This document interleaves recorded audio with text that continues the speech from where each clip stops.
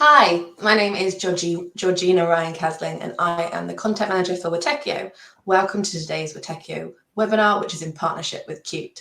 Today, we're going to be talking all about bringing agility to the development of your HMIs. Before I get started with a quick overview of the agenda and then to introduce you to our expert speakers, I just have a few housekeeping things to mention. Number one is that we are going to be answering your questions at the end, so please make sure to ask them. There's a tab in the corner called questions. They'll be completely anonymous, so make sure to ask anything you want to ask either QT or Witekio there. The second is that we're going to have live polls. Our speakers will ask you a question, and if you click the tabs section, you'll be able to answer which one is relevant for you. So make sure to do that too, because it just makes it a bit more fun and interactive. Okay, so today, obviously I'm going to introduce our speakers. We're then going to have Witekio speaking about the importance of agility with HMI productions. Then we're going to have QT talking about designer-developer workflow with a live demonstration and backend and framework. We'll then have our conclusion and our Q&A. So without further ado, I'm going to hand you over to our first speaker, who's from Witekio, who's Greg War. Greg, can you please introduce yourself and tell us a bit about Witekio? Thank you, Georgie. Hi, everyone. I'm glad to be here today with you to discuss agility and product development. I'm Greg. I'm the business development manager for North of France and Benelux. I'm based in Paris because at Witekio we have offices, two offices in France, one in Germany, one in the UK, and one in the US. And basically we are a software design house with 170 people developing from embedded to the cloud and with a lot of HMIs, obviously. And I'm glad to talk about this today with you. Hello, I am Emmanuel Ponzes, solution engineer at the QT company, working with all of our customers to discuss about technical topics around QT. QT is a framework cross-platform, so you can code once and deploy everywhere to any platform, starting from desktop, mobile to embedded devices, and really recognized for these HMI capabilities, but also for the whole framework itself for developing in C++ or Python. Thank you, Emmanuel. So we'll be starting in a minute, but before starting and explaining all that we have to say with Emmanuel and to demonstrate do the live demonstration, we first want to ask you a bit, who are you? And so it will be also for everyone to test the poll feature that you have that Georgie introduced. So if you can take some time to just tell us, there is 4 categories. You can find it in the poll section, and so there are 4 categories. Which one is the more likely to be the one you will be inside, and then we can start the webinar.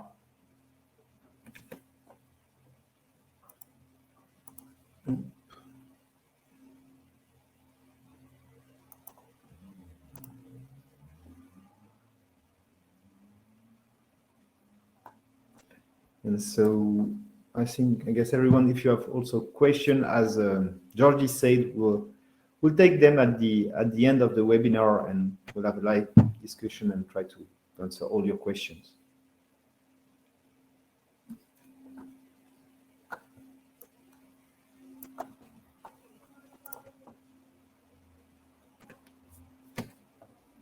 So I have only 3 votes. Maybe some people didn't find the poll section. I can give you maybe a little more time to answer, so we understand a bit. So it's a mixed audience, as I can see. There are both people from software, R&D, design, and product. So it will be an interesting discussion, I guess.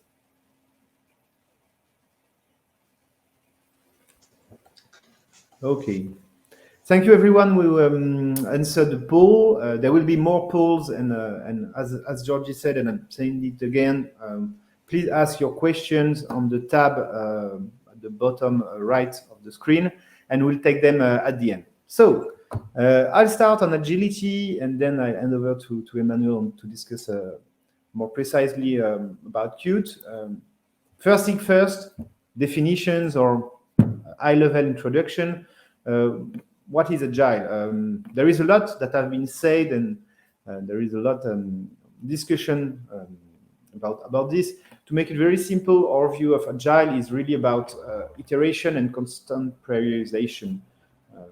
The idea with Agile is to make it possible to manage both your budget and deadlines, which are the most important topics for product makers. And to deep dive a little, it's at every iteration that is called, as everyone knows, sprints. You are able to review the priorities and the scope, which gives you more flexibility on the feature that you will have with a classic waterfall approach. And the idea is really to be able to do that while keeping control over cost and delays, which are, of course, very important for product makers. Another way of seeing it is to say how it is different from the waterfall approach. Once again, a very global overview about it is to say, okay, on the waterfall approach, you have a fixed scope and you adapt and estimate your resources and time. Whereas on the agile approach, you tend to fix the resources and the time with the sprints and the number of sprints, and you will somehow estimate the scope and adapt the scope you can make with these resources and the given time. So this is a very high-level approach of agility. Why are we implementing with our client agility, and why are our client implementing agility in their organization? It's because it leads to more success. And if we deep dive a little on the figures, it's really about having less projects that are failing and more projects that are successful. Somehow, the challenge project, the project that came to an end but maybe not meeting all objectives, can stay a bit the same, but it's really about having more success and less project failure, because you can mitigate risk and adapt yourself more than in a waterfall approach. One very important topic I want to highlight today is what we are seeing at Witekio is that there is different ways to implement agility. There is not one agility that we do for all our clients and with our clients. So I will not deep dive in details, but basically you have Scrum by the book, real agile, I would say, that we can do with clients that have already implemented somehow this way of working on their side. There are also exploratory way of doing agile, which is more when we are working on innovation project with our client, which is real R&D, and it's a bit difficult to have all the agility because all the features are not defined. We are looking for the feature and for some topics. So it's a different way of working. We are also doing a lean and Kanban agility for a more simple project, I would say, with smaller teams, when it's not necessary to have all the agile ceremony and everything, because there are not a big team of developers working on the project.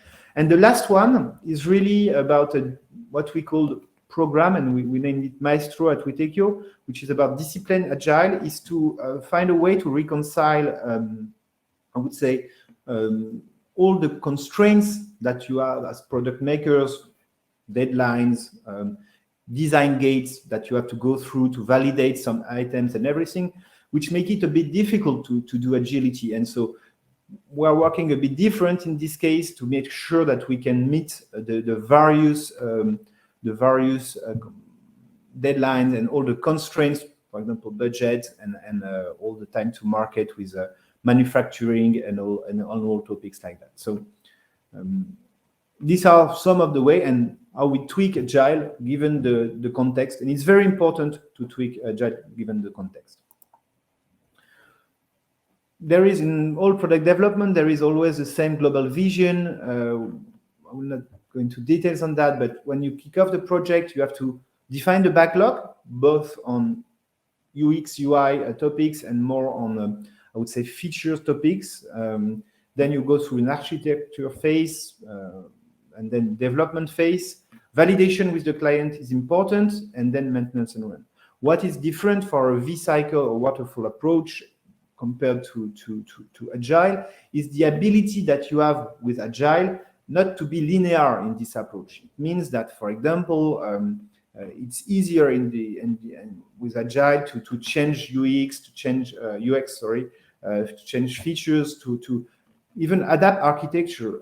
For example, we had the one working with a client. We were working on the cloud feature to connect to this cloud, and then we have to change. So we had to change the architecture a bit, and given with Agile, it's possible also to look back and cycle back in this global approach. The two main objectives about Agile is really to be able to implement continuous improvement, because what you want is to be able to at the end of each sprint, you do retrospective, and with the iteration, you have ability to implement, I would say, to correct some on the dislikes, on the difficulties that the team is having on topics. It can be some to adapt the way of working, to ask for more precision on the inputs. It can be also to rework more technical topics, but this ability to implement continuous improvement is really one of the key benefits. The other one is the granularity it gives you and the flexibility. So here are the main names we always see in Agile, with the epic, the story, and then the task. And by splitting this and this granularity, it's really easier to implement flexibility. For example, usually at Witekio, we can take the user story writing for the development team, and the epic are defined by our clients. But this can change also, and sometimes the clients are doing the user story. But all in all, in the end, it gives you to the whole project team, I would say, the product makers and all the partners, the ability to gain more flexibility. So I'm arriving to our next poll, because we also think it's important that we get how far are you into the Agile journey, I would say, and are you using it in your product development? So as we did for the first time, the poll is in the right corner of the screen, and I will give you some time to be able to answer this poll.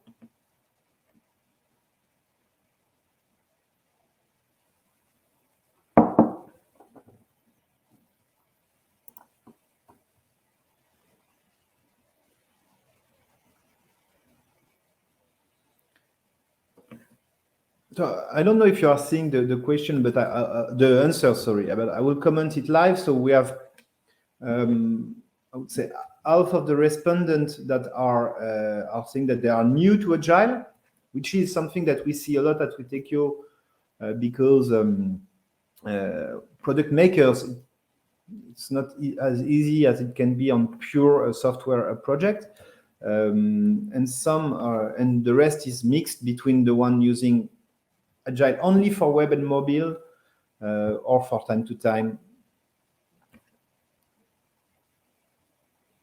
So once again,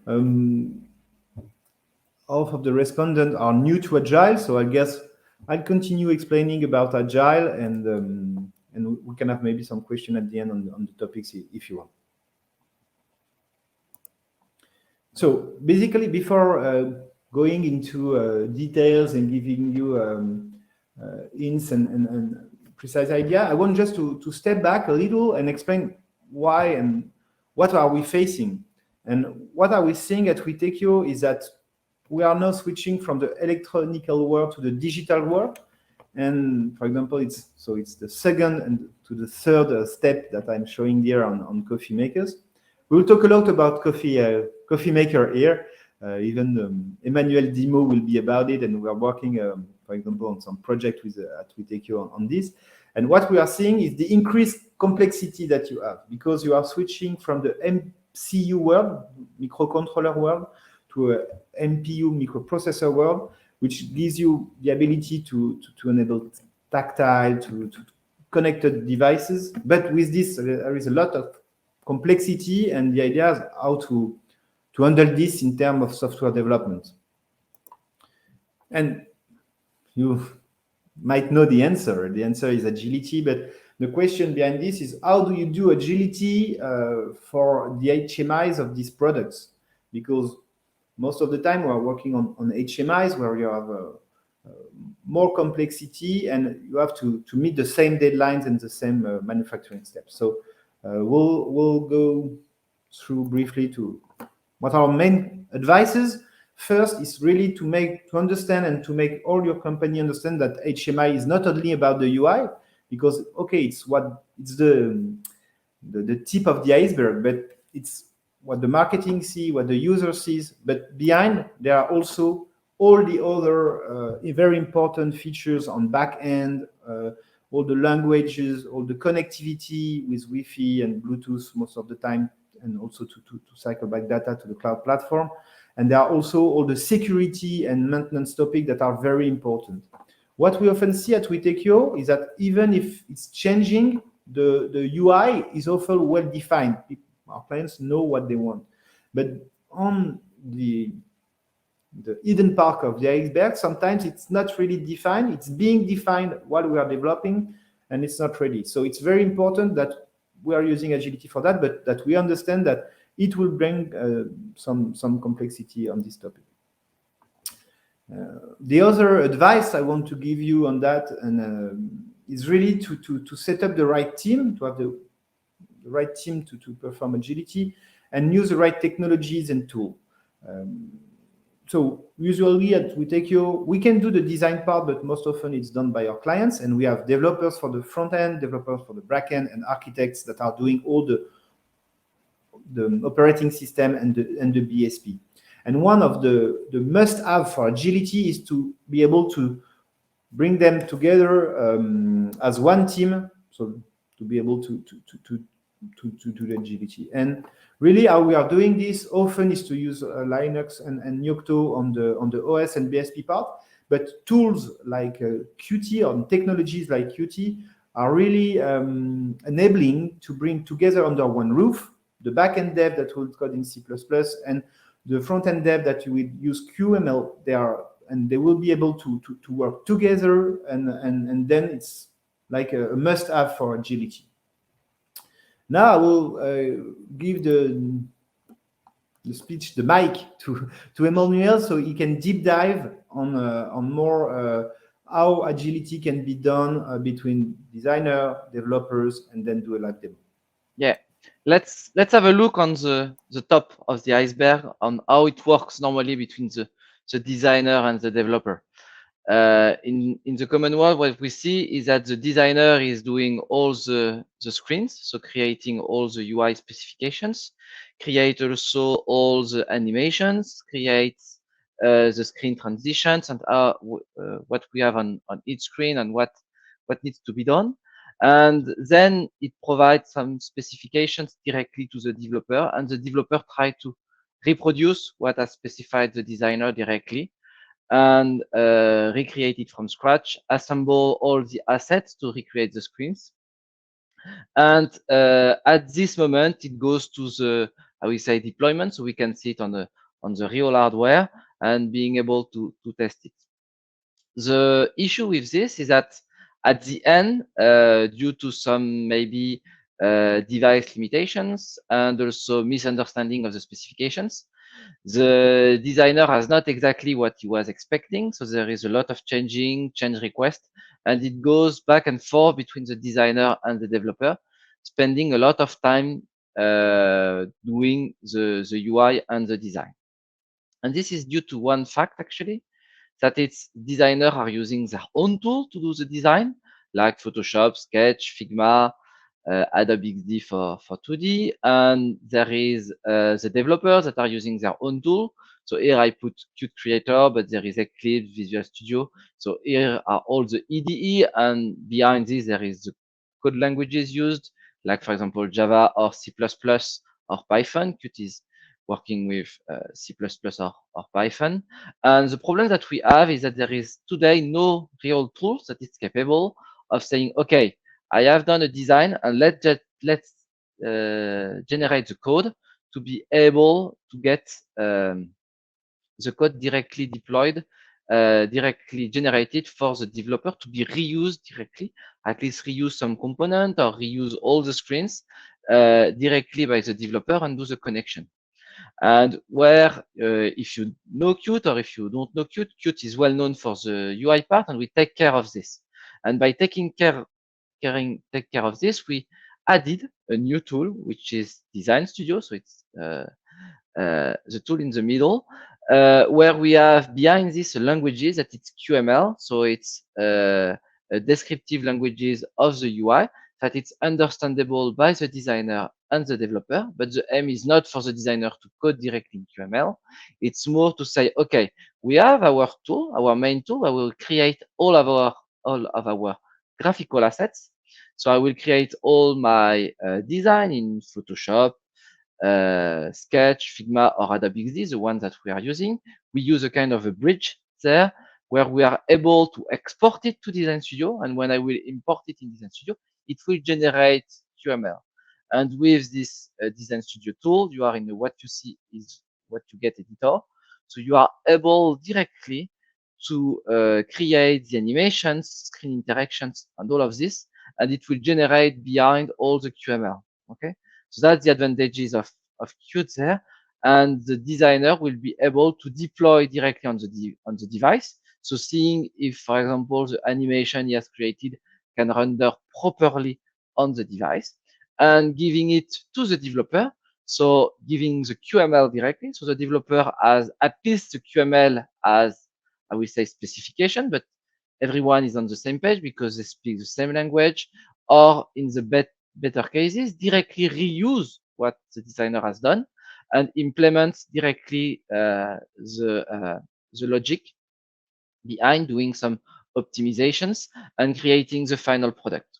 So the advantages of this is that the designer and the developer can work directly on where they are the most of the added value. Designer can be responsible of the UI from the beginning to the end. Developer can focus on creating the backend part that we will see later. Okay, doing some optimization. So there will be better iteration between designer and developer. And at the end, as the developer does not need to recreate the UI, and as the designer can directly generate what he wants, we have a faster time to market due to this. So the aim is really to help the designer and the developer to work together. And in the Agile method, it allows you during the sprint to say, okay, designer is working on one part of the UI and the developer can work directly on the backend, working together, and a designer can handle, I will say, a full task on his own, not needed, I will say, the developer to help him to create the UI, or depending of the developer for this. Okay. So now we have a little poll now that it's added. What have you been using Qt? I talk about the design part, but also for your development. Are you using Qt now? Is it something that you know or you don't know at all? Or okay, so most, yeah. No, it's, I can see that most of people have already answered the poll. So yeah, that's good. So I see that most of the people have used Qt mainly or in the past, but most of you know Qt already. I don't know if you know Design Studio and this process, but it's something that I share also with you the new things that we can do. And the good thing of Design Studio that I have not shared actually is that it works also with 3D. I will not share so this too much, but you can also integrate some 3D scenes and do 2D and 3D together. Okay. So let's go in the demo time. So I will focus now on my PC and showing you how we can do this thing. So going from a Photoshop file here, okay? As Grégoire said, we took the example of the coffee machines. We all use the coffee machines in our daily life. Here is more the coffee machine that you will retrieve at the office or in a, I will say in a gas station. So what we have here, we have 3 screens, okay? The first one is to select what you want, if it's more a coffee, a tea, or a chocolate. The second one is for, as it's a demo, we have designed one sub-menu where you select the coffee that you would like, the kind of a coffee you want. At the end, you select the kind of sugar and milk that you would like to select, and then it will handle how the coffee is done. So the aim of it is to show you also how it's handling and how we can work, I will say, directly inside Photoshop to help to generate the QML. So what can we export from here? What we export from here is only the screen, and especially on Photoshop, there is only this capability that does not have Design Studio, is to be able to create all the assets and create all the design itself, okay? But there will be no, I will say, UX or interaction creating here, any animations. We will create everything in Design Studio afterwards. So the aim is to create also a good hierarchy of layers directly in the design. So we can here directly see all of our layers. They are not displayed here. Yeah, here I see all my layers. And I will try to group them as some components. If you have, for most of you, you have been using Qt, you know, in terms of UI, you are always creating a QML file. A QML file is a component. It's something that I would like to reuse somewhere else, a component, where I can override depending of some properties. For example, I see for this main menu, 3 different item, okay, but I know that they will have all the same behavior, okay. When I click on them, they will have a selected, I will say, state. They will have unfocused states, and the only thing that will change between those two is the icon in the middle and the rounded text at the bottom. But otherwise, those components are similar in terms of behavior, okay. It will be exactly the same for all those sub items that we have here. We have one main item, this sub-menu item, and we have instantiations of them directly for all of those 6 different coffees that we have here. So the only difference is, again, the text and the images, but the behavior of all of them is all the same in that case. So for each of them, I have my Qt bridge, and when I select a layer, I can define how I want to export it. If I want to export images, if I want to export it first as a component, so created, I will say for this layer directly a QML or a child, so it will be included in the QML of the parent. Okay. The other one is to merge everything that is going together. When we create a Photoshop file or we create some assets, we are creating a lot of different layers to generate the image that we are looking for. But at the end, what we want is only one image, especially if it's static. So we are able to merge some layers together to only create one image. And there is capability also to skip things. So when I have finished, I click on the export. It will generate a file, and I am able afterwards to be able to see it and generate QML directly in Design Studio. So I can import it. The import has already been done. Okay, and I import it here. But if you see, I have some code there that has been generated. So here you see some QML code directly that has been generated that I will reuse now. The thing that I have added here is you can see in the navigator, here's the main menu, and there is 3 different items. Okay, no, not this one. There is my tea item, there is my coffee item, and there is my chocolate item. Those items, I have already included it in a flippable, I will say, things to be able to have a kind of a 2.5D things. If I change, for example, the angle, you will see that it go like this, and if I increase it, it will turn. The aim will be to create an animation when I select one that it starts turning from 0 to 90 degrees. Okay.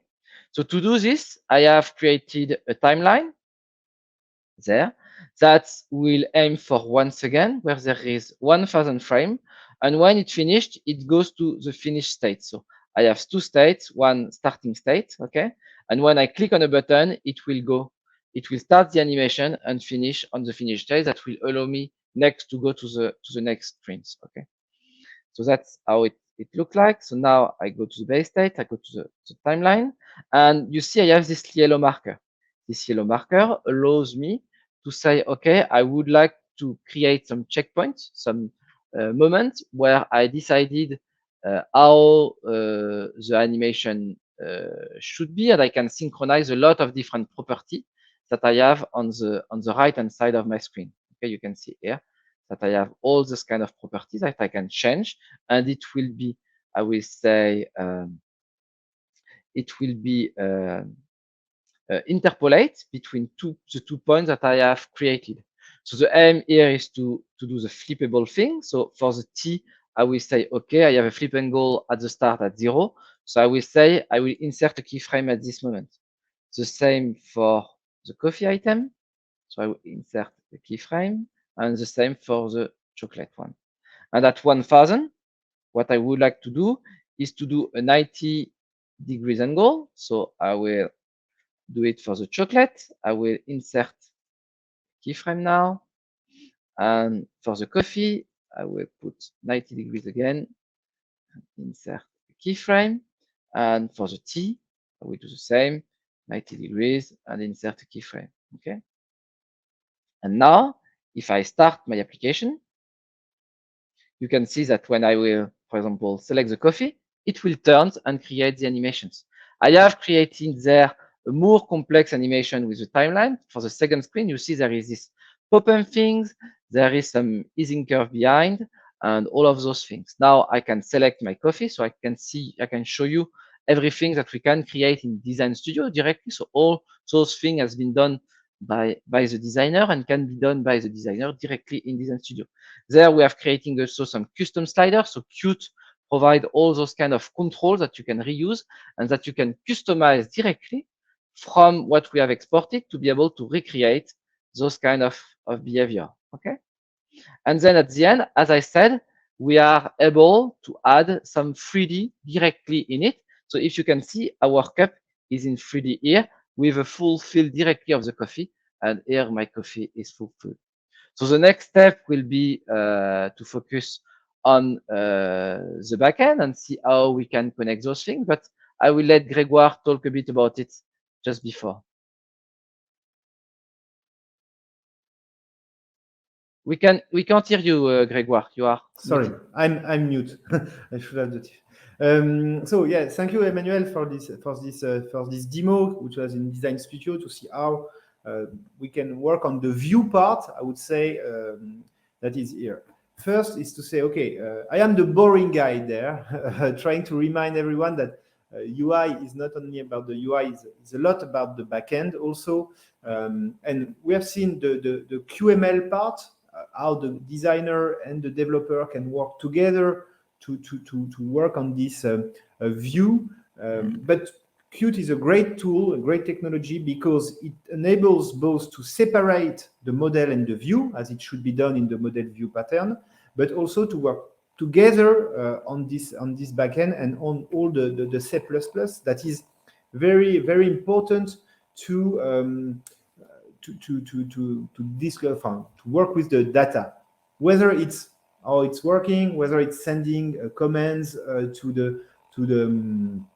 the carrier board and to the motors, or whether it's sending data to the cloud. It's very important to have both. To give you a rough ideas on big project that we've been doing, I reviewed some of the project with our developers, and we can say that 2/3 of the work is now being done on the backend part because of the increased complexity I've been talking about. And so it's very important to focus on this part also. The other thing I want to highlight before the second demonstration is why are we using at Witekio frameworks such as Qt?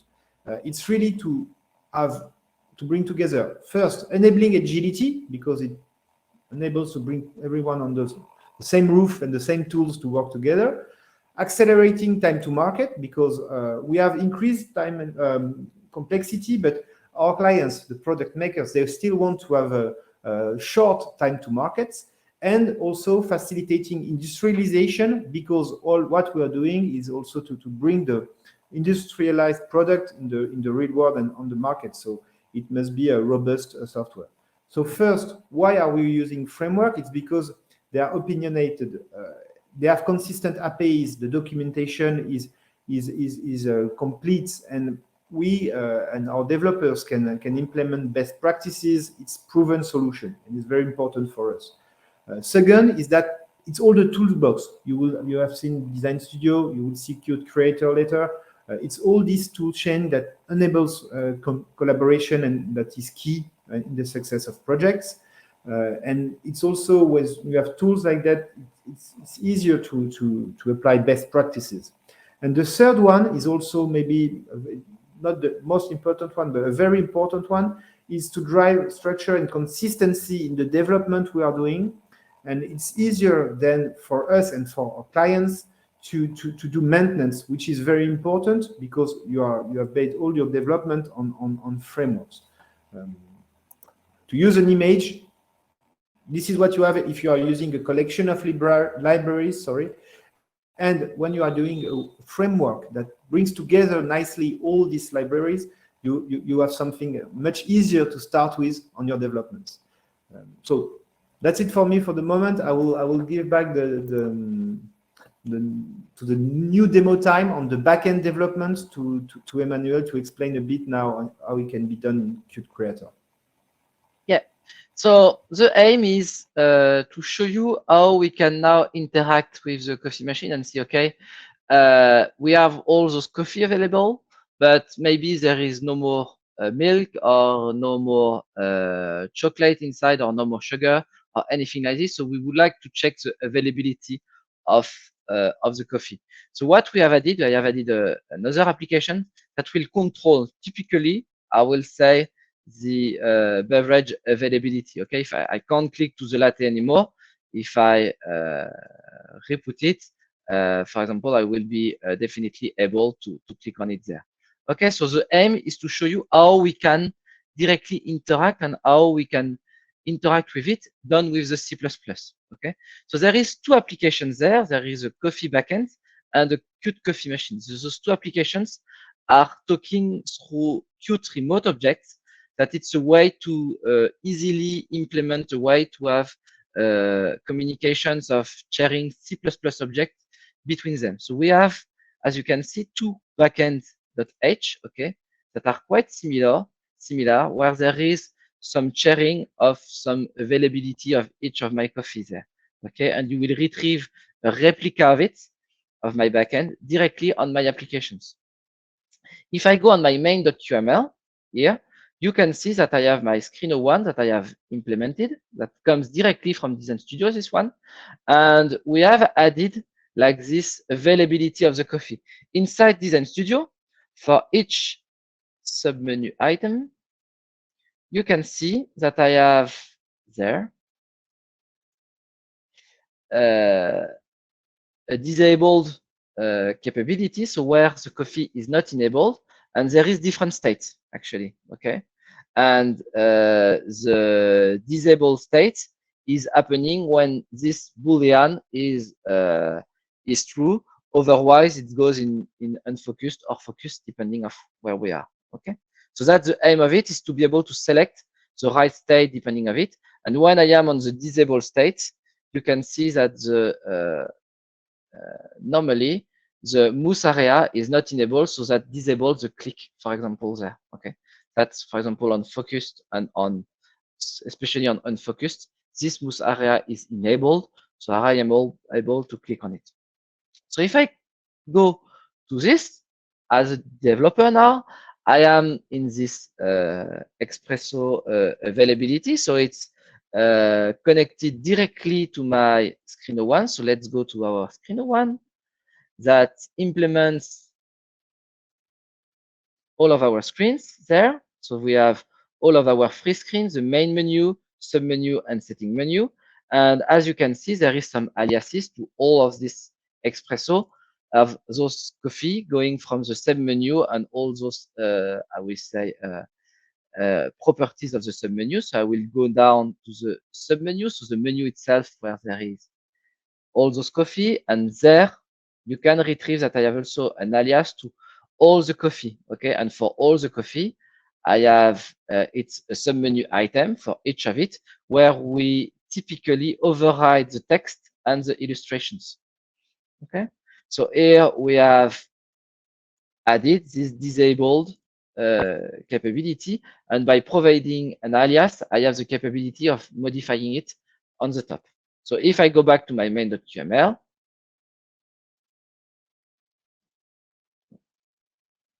I can see that I have this this Expresso disable, and I have this backend. And where does come from this backend? I will go to the main.cpp now. So let's go in the main.cpp. I have the code here, and I have a backend where I typically set a context property and say, okay, there is an object named backend that I have created directly in the C++. There is multiple capability to do the connection between Qt, QML, and C++, either like setting a context property. Here I can directly register a class and being able to create it on QML. So it depends of what you want to do. And this backend is, so the implementation is a Qt remote object. So here I connect on my own PC, and no, I select the IP address of my PC. They are connecting. The two applications are running on my PC, so it's host one. And we have all those connections to connect the signal of the availability and all of it. So that's the thing how we do the connections. And here I have my other backend that it's the source of the backend. That it's also there is this implementation of it in the backend.cpp where you have typically all the connection done. Okay. So now I will go back to the presentations, and the aim is also to show you one thing is we discussed about Agile and how Qt can help you on this Agile, and there is one step more that we have added to the Qt ecosystem, that it's Squish and to be able to test your UI. You know, when you are doing some development. Unfortunately, we are all the software application have some bug and some issues. So there is a need of testing the applications. So with Qt, we provide everything to do the design to the development, but more than this, to go from the development to the test and automate the test with Squish GUI IDE. So within this, we can, for example, between the designer and the tester, we can already share the specifications and share everything that the tester can really create all the test cases, generating the code for the developer, and the developer will be able to develop and integrate the backend part and provide the application to the tester to perform the test. Going back to the developer and for all the bug and solving all the bug. But the advantage is in each sprint, we can do all the steps directly. So creating the design, connecting to the developer, creating the test, automated test, and then going to the next sprints and reuse those tests that we have automated to regenerate the test and going over and over all the sprints by keeping the quality all the time during the process of agility. So now I'll let Grégoire doing the conclusion.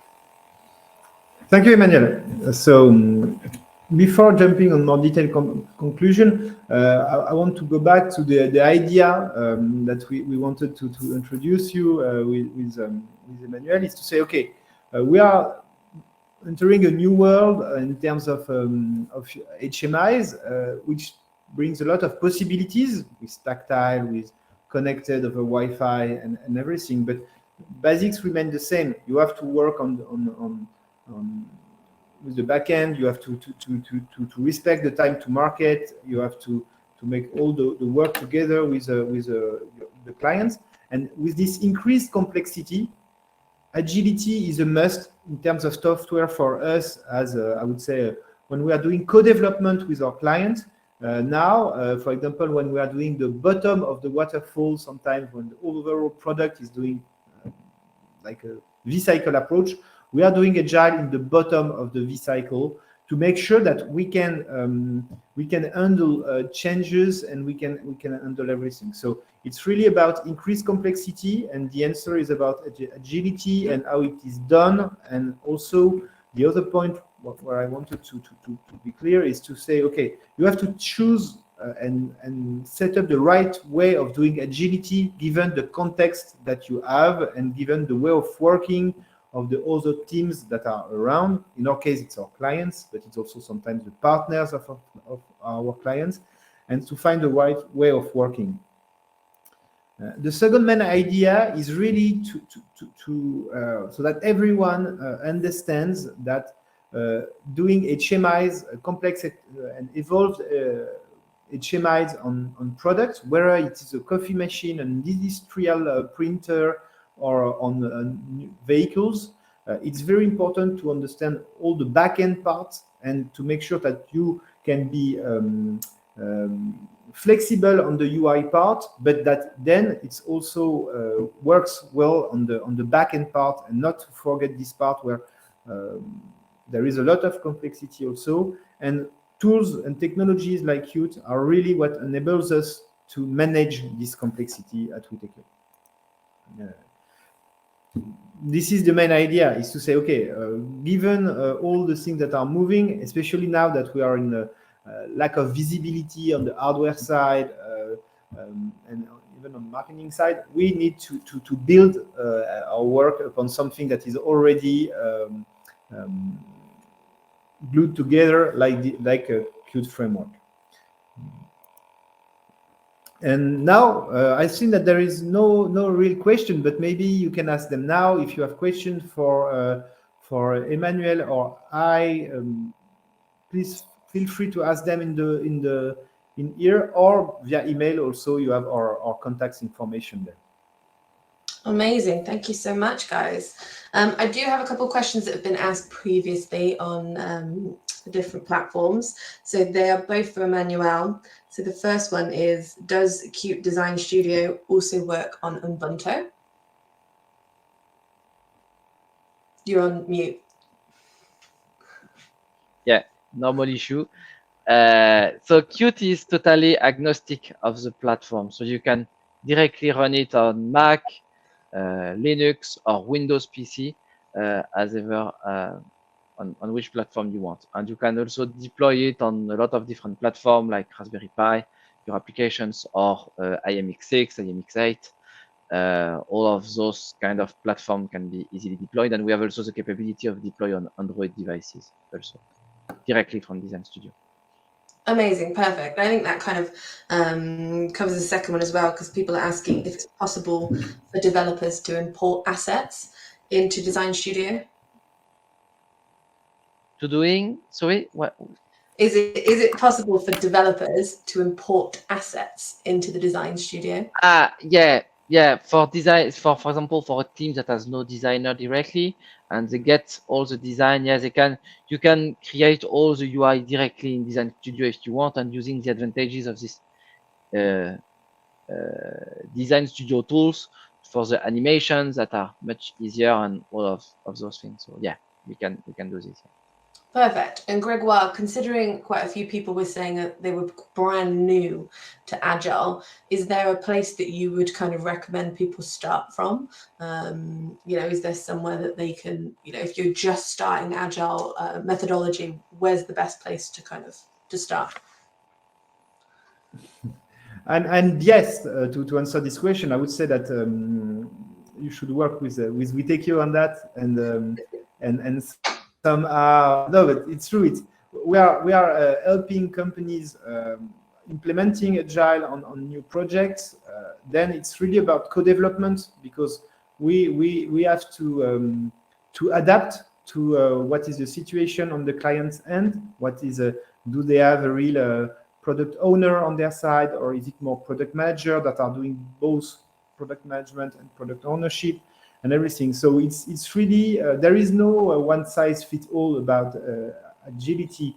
It's really about understanding the context, setting up the right way of working, and adapting this along the way of the project. We are often going through different phases on the project. When you start the project, and you have to make sure you have the first development okay, and then you can also add the later phases when you refine and you do a lot of testing. As Emmanuel is saying, we are automating a lot of tests in the Agile methodology, which is important because you have to ship workable version every three weeks, for example. So you need automated testing on this. And so to answer your question, I think it's important to work with partners that have that can help you start with agility. Yeah, got you. Well, if you have any other questions, obviously Gregoire and Emmanuel's email addresses are above, and everybody who joined or who registered and didn't have a chance to join will receive this recording in an email as well. So I think that is about it, as we've had no more questions. So thank you so much for joining us. Thank you, Gregoire, and thank you, Emmanuel. Thank you, everyone, for attending. Thank you. Have a nice day. Bye-bye. Bye-bye.